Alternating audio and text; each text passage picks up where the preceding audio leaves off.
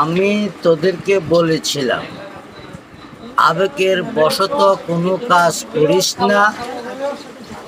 আবেগে বশত কোনো কাজ করলে ভুল হয়, সেই ভুলের মাসুল আজীবন দিতে হয়।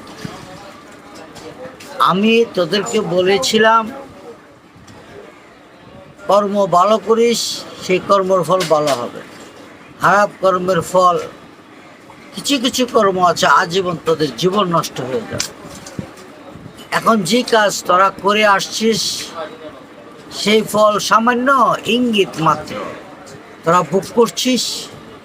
এমন একটা সময় আসবে, তোরা না, তোদের বংশ, তোদের মা বোন, তোদের আত্মীয় স্বজন, ছেলে মেয়ে, বউ, জিফত, সবাই তোদের কর্মের জন্য একদিন না একদিন তোরা শাস্তি পেতে হবে।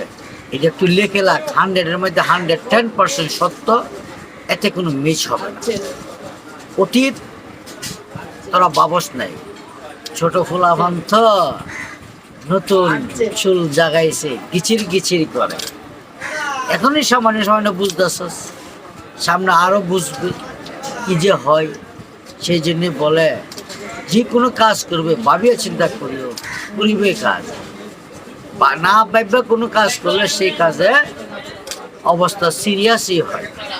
আমি প্রত্যেকটা ছেলে মেয়েদেরকে বলেছি, তোরা সামান্য টাকার জন্য, সামান্য ক্ষমতার জন্য যে কাজ করেছস, সেই কাজের মাসুল যে কতবার দিতে হবে। কারণ সব কিছু নিয়ে খেলা করা যায়। তুই সংসার নিয়ে খেলা করতে পারবে, তো সংসার তোর বাপের প্রয়োজন হলে তোর ঘরতে বাইর করে দিলে, অন্য জায়গায় গিয়া তুই একটা বাসা বাড়ি নিয়ে বা পয়সা কামাই করলে একটা বাড়ি করেও থাকতে পারবে। এতে কিন্তু তোর সমস্যা হবে না। কিন্তু সমস্যা হলে তখনই হয় যদি একটা মানুষ দেশের সাথে বেইমানি করে, সেই দেশে কোথাও তোর যে স্থান পাওয়া যাবে না। কোথায় যাবে? হ্যাঁ, চুরি করে ফলায় বিদেশ চলে যেতে পারে। বিদেশ গিয়ে কদিন দেখ, বিদেশের মাঠে তো শান্তি নেই। আমরা সামান্য দেশের ভিতরেই দেশ, গ্রাম ছেড়া শহরও তাকে দুঃখের শেষ।